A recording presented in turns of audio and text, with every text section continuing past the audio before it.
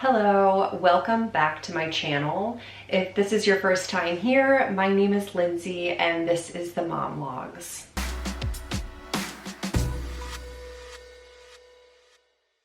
I wanted to bring you this video today to just kind of sit down and have some real talk with you. I think that when we put ourselves out there as YouTubers, our viewers have a tendency to think that everything just comes naturally, and maybe that is on the part of the creator, that it's not necessarily ideal to share the harder things that you're going through, because you are trying your very hardest to be encouraging.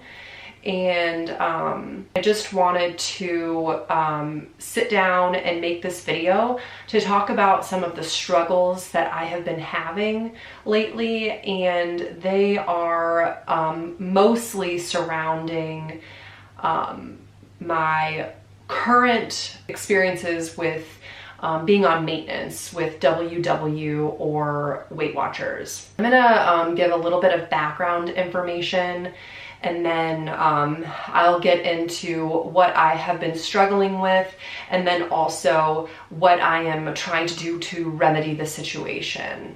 There's also going to be a couple other of my friends who are also YouTube creators and who are also on either a maintenance journey or a weight loss journey, who are also going to be filming this video.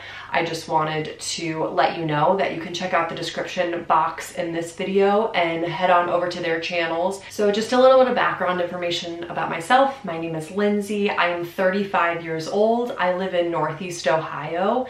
I am married to my husband, Rob, and we have two boys.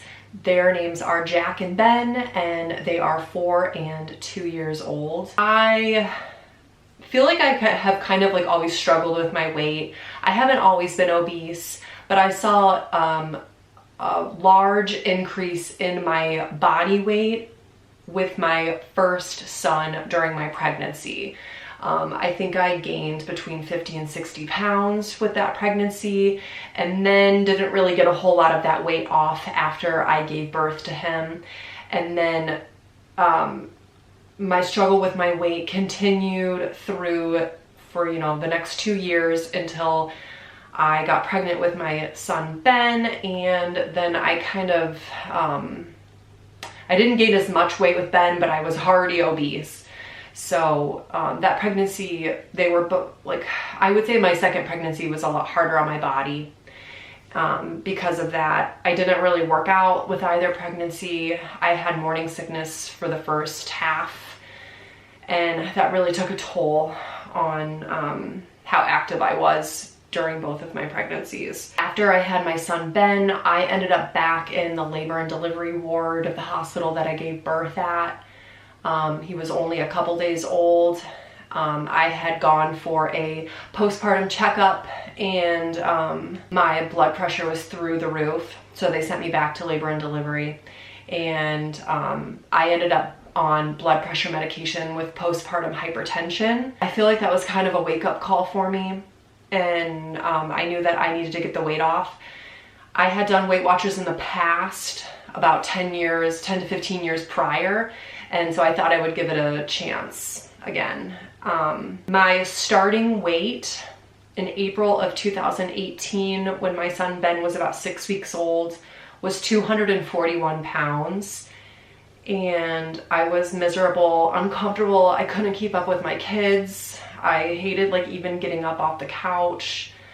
I never worked out. And that was in part because I was in a postpartum place in my life, but even prior to that, I wasn't as active as I had been before I got pregnant with Jack. It took me about a year to lose all of my weight and get to goal. I don't like saying that because I don't like putting a timeline on weight loss. I think that everybody has to go at their own pace, and the slower you lose, the easier it's going to be to maintain.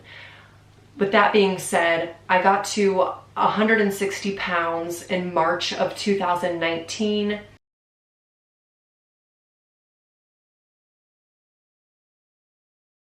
And I was tracking on maintenance points through October. And then Halloween came, and then Thanksgiving, and then Christmas, and then New Year's. And I slowly, steadily worked my way up to about 168, 169. And I was starting to notice that my clothes were fitting a little bit tighter, and I didn't feel as good. I was starting to not want to get up in the morning to work out. I went through the holidays that way, and then around Christmas, I decided that I was going to tack workshops onto my WW membership and start going to the studios. I picked a meeting and I hit goal again in March, so a year after I originally hit goal. And then I got Lifetime April 18th, 2020, which was a really weird time to get Lifetime because I didn't even get it at my workshop. Because we're all virtual because of the stay-at-home order and coronavirus. So that basically brings us up to present. I think that during that time of the holidays last year, I just had this mentality of like, okay, I'm like, October came and I was like, I'm doing really good. Maybe I don't really need to track anymore. And that's when the weight started coming back on. I wasn't holding myself accountable, and it was like all down. Like, it was just not good from then on out. So here we are again. We're back to maintenance, and when you're in your weight loss journey, you're always like reaching towards obtaining this goal. And I guess I never stood back and really thought about how hard maintenance was going to be. So that's just what I wanted to talk about today, where I am mentally with maintenance and what I'm struggling with, and how I either am or plan to remedy the situation of struggling. I'm struggling. I think the number one thing that I'm having a hard time with for maintenance is that the excitement of losing weight, it's over with. I'm done. I'm there. I'm glad that I'm there, and it's exciting to be there, but the excitement of losing and like stepping on the scale and seeing it go down, it's done and over with. There's just like a high that comes with losing weight and feeling your clothes getting looser, and sometimes your weight will even go back up, and that's discouraging. It's just like a completely different mental headspace that you have to put yourself in, and it's something that I really, really struggle with.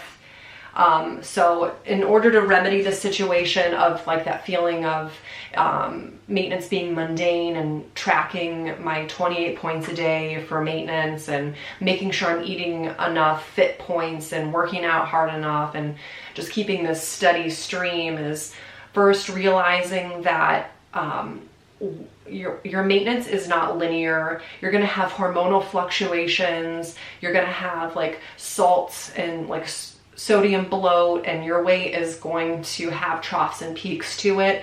And every time you step on the scale, it's not going to be the same weight. And I think that that is something that I have really been struggling with.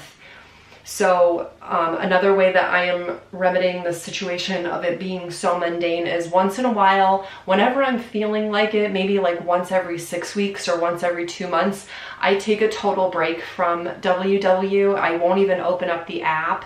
Instead, I count calories, and I might do it for 1 week. I might do it for 2 weeks, but it really helps to like refresh that headspace that I put myself in, where you are just like tracking nonstop, and then also getting like tired of the foods that you're eating.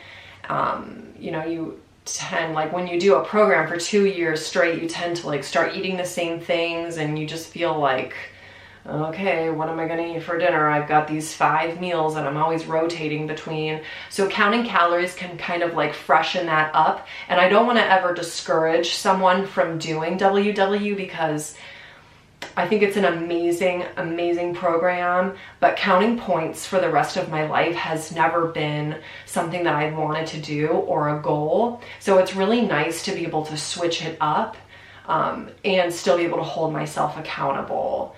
And also counting calories can be a little bit more forgiving. I really like to use the app Lose It.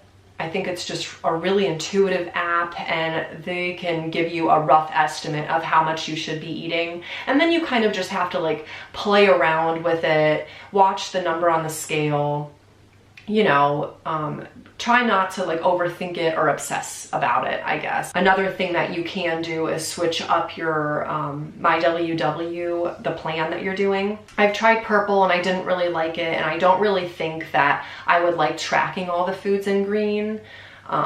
So I really like blue, and switching back and forth from calorie counting to back to WW is what's really, you know, it's just like keeping me on the ball and keeping me excited about maintaining my weight. Another thing that I've been doing is challenging myself in other ways that aren't like losing weight, because I'm done losing weight, and that excitement's over, so I need to create excitement in other ways of my life. So me and a couple of my girlfriends, we are doing the 75 hard challenge. I've talked about that over on my Instagram stories. I'll go ahead and pop my handle up here if you want to follow me over there for updates on that. So fitness challenges, mental challenges like reading, the challenges that come on the Apple Watch of like closing out all of your rings every day of the month, or the challenges that the activity app gives you on the watch. Doing those and just setting monthly goals for myself. It gives me something to look forward to and something to work towards that's not weight loss. And I feel like I need that so that I don't get bored and that I can switch it up when I'm ready to switch it up. The last thing that I have been really struggling with is my relationship with the scale. And I don't want to like completely take it away, but I do think that it's important to only weigh myself once a week, just for me. Last summer, before I gained some of my weight back, I was weighing myself every day, and it was really taking a toll, because it's like a mind game when you see the scale go up, even if it's less than a pound. And it was really weighing on me mentally, and just making me feel like a slave to the scale. The things that I'm going to do for having a healthier relationship with the scale is reminding myself that I'm incorporating more workouts into my life. I'm currently doing the Beachbody Lift 4. And doing that, I am building muscle, and muscle weighs more than fat. And I need to remind myself of that. And my body is going to be working more efficiently in calorie burning as I switch up my workouts. So I need to just constantly be reminding myself of that. Like I said, I'm gonna weigh myself once a week. I usually do that for my WW workshop weigh-in anyway, so I just leave those at Saturdays. And then along with that 75 hard, I am taking weekly progress pictures. And I feel like that is so important to do, even if you don't want to see yourself, see your befores. I feel like it's, I was afraid that it was gonna be like cringy to see myself in my before pictures, but it really wasn't that bad. And it gives you something to look back on. And then when you see those pictures compared to each other, you're like, wow, I really see a difference. And even though the scale didn't go down at all, and maybe it even went up, I see such a difference, and that's such a non-scale victory to be able to see that. And another thing that will make you get the full picture is to take your measurements. So for my measurements, I can put them up here on the screen, but I do my neck, my shoulders, each of my bicep area, my waist at the belly button, my hips at the widest part, each thigh, and each calf. I think that's all that I do. Oh, and my bust as well. So just to give you an idea of like what to measure. And I think that I'm gonna measure maybe like once a month, like on that first Saturday of the month while we get through the summer. So my takeaways, I am currently at like, so with WW, you have the ability to go 2 pounds over your goal and you can drop down under as far as you want. Like within your healthy range. Of course, they don't want to see you dip too low. You need to be healthy. But right now I'm like fluctuating between 162 and 163, and my body just loves being here. I think for my height, which is 5'9", I can go up to, I have to look back because I actually was messaging with a coach on the WW app.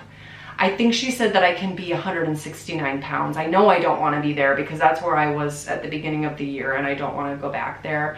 But I'm thinking about giving myself not even so much of a cushion as like, it's just like where my body naturally wants to be. If I could just be like where I am now, like 162, 163, and then give myself some room to build muscle before I lean out and keep that lifetime status with WW, because I really feel like I earned that and I'm really proud of that because of how far I have come.